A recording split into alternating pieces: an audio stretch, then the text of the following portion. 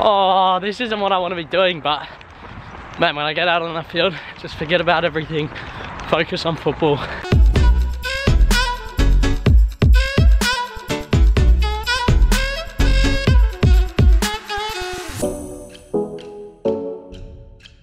Yo, what's going on, Team 20? I hope you're all super well. It is Thursday and it is currently nearly 5 PM. I've been doing not a whole lot this morning, relaxing in bed, editing a few videos. Yeah, just chilling out. Crawleytown under 23s training got cancelled yesterday for this morning. So that means I don't have training on today, simply because we have that showcase match tomorrow. Now, that is big for us. It's a huge opportunity and I want to speak about that later in the video. But in about 10 minutes, I'll be leaving to go to Whitehall training, and today's the session where I speak with the manager and say to him, when do you want me back for pre-season? I'm a little bit nervous because these conversations are difficult to have with the coach, but I think it's going to go something like this, where I say, hey, I just thought I'd let you know that I'm leaving for Australia on the 30th of April. When do you want me back for pre-season? And then just go from there. What have I got to lose? It's like, who cares? That's the kind of mentality I want to go in with, although I may freeze up when I'm there. I've had these things before, but now that I'm older, I'm matured, and I've had these experiences where I've done similar things, it shouldn't be too difficult for me. So it'll be interesting to see what he says. He might say, no, we don't need you. What are you talking about? Or he might say, give me a month and I'll let you know, or we need you back on this date, or I don't know. He might not even know. Oh well. Anyway, I'm about to head out, so I'll catch you guys on the way to the ground. On my way to the train station, and I think one of the massive things for this session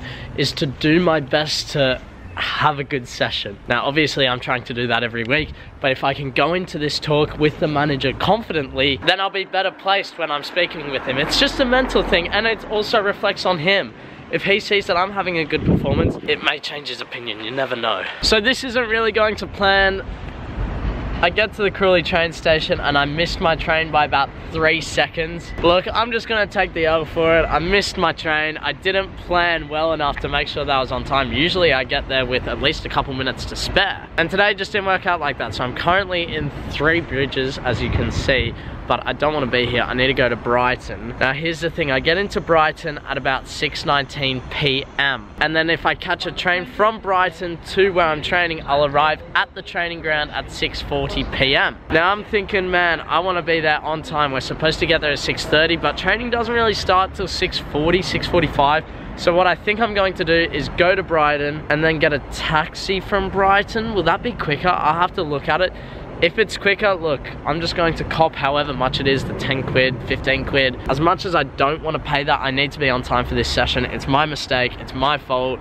First time I've been late for this session, and it's like the worst day for it to happen. You can best bet if I'm catching the train and I gotta run, I'm running all the way around to get to where I need to be, because I want to be there as close to on time as possible. Live and learn. Usually I'm not late for trains, so look, it's not like it's an ongoing thing. I've always been there on time. I was early for the first session. I don't think it will be a massive problem. It's just that you don't want to be late ever, especially if you're trialing or training with the team when you're not in the team. Even then, you want to be on time. So we'll see what happens. I'll try and keep you guys updated, but it may be a case of no more vlog until after the session, because I got to do what I got to do to get to that session. So I don't know when I'm going to see you guys, sometime soon. I literally just checked the train compared to the car or Uber or taxi, and the train is quicker. So yeah, that's what I'm going to do, which means I got to run from the train station all the way around, which is probably like 2 kilometers, but I got to do it. Here's my train. Ready?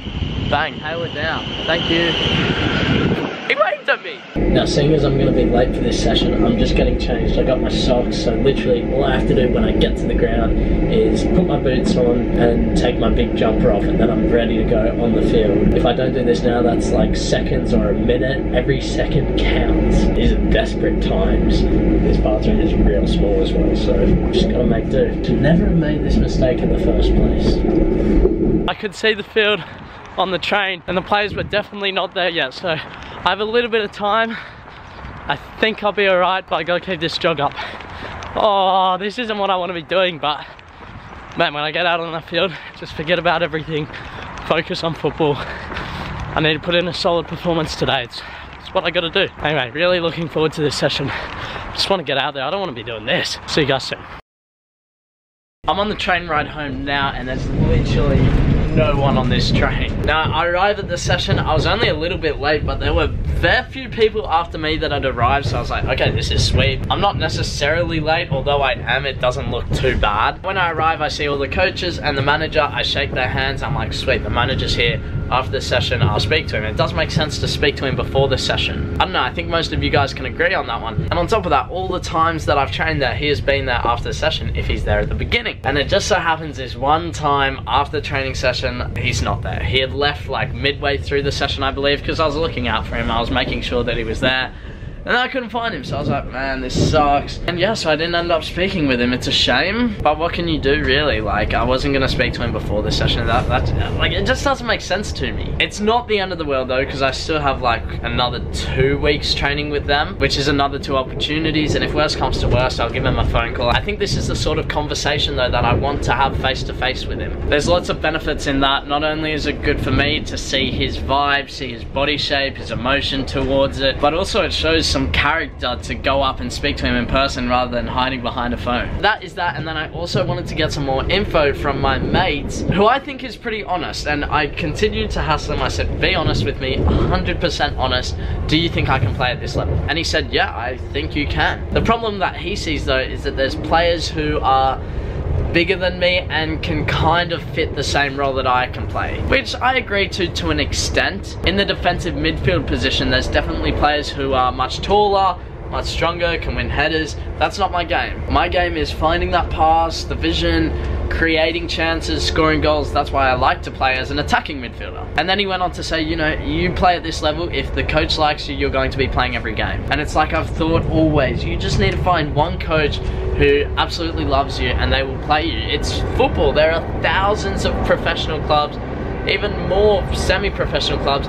You just need to find that one coach who goes, you're the guy. I thought that was really interesting. I'm heading home now. I'm also doing some editing, which I need to smash out so I'm not staying up too late, because I found out that the train tomorrow morning leaves at 7:30 in the morning. Now, I'm not used to waking up at 7:30 in the morning, but gotta do it, hey. I'm gonna smash some of that out while I can, and then I'll chat with you guys about how the session went and what we did once I have my stopover at Gatwick Airport. Gatwick Airport. That's exactly where I'll be.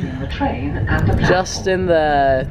18 days I think now. So we started off the training session doing a drill that is actually in my program, which is pretty cool. But anyway, we started off by doing that. It works on first touch and passing. Then from there we pretty much went into 6v6, and my team, the first like round of games, we didn't lose. Our team just absolutely destroyed. I had my mate on there, I had another French guy, and then a couple of others, and we just worked so well together. I scored a really nice goal. And then from there, I think we faded a little bit. I wasn't getting on the ball too much. We were conceding the goals. Basically, if you concede 2 goals, your team gets knocked out. You go on the outside as bouncers or jokers or only offense, whatever. You only have 1 touch on the outside, and then after that, we just didn't perform. So that was a little bit disappointing, and because our team wasn't performing, I felt like I wasn't getting on the ball. That could have just been my positioning. So maybe that's something I need to go back and assess. No video footage makes it tough, but what can you do? Anyway, I'm nearly home. I'll catch you guys with dinner. I just realized that I said I'd show you guys my dinner. That's my dinner. Yeah, I was kind of hungry, so I just smashed that down. It was the bolognese, the pasta. It is currently 10:20, but in training, I got a knock on the hip.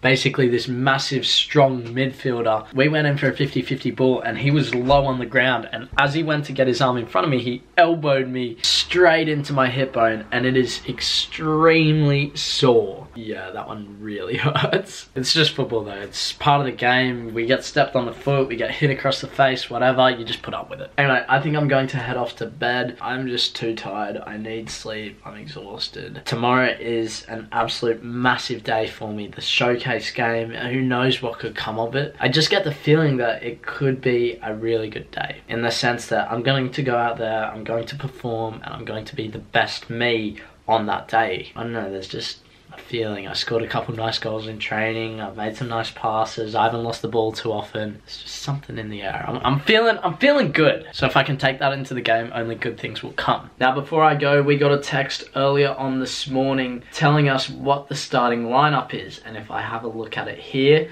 Jay is starting as a right back. We go through the team, you guys don't know any of them. And then at number 10, it says Sheldon. So I'm in the starting 11 for tomorrow's game.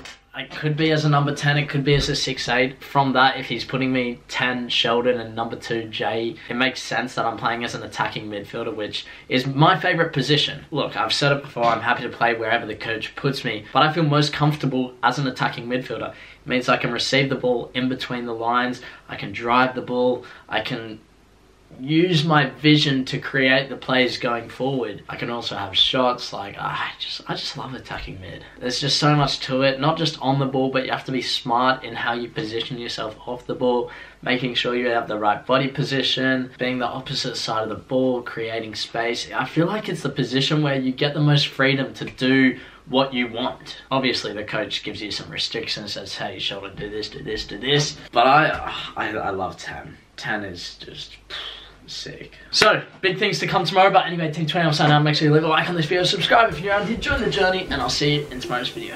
Bye.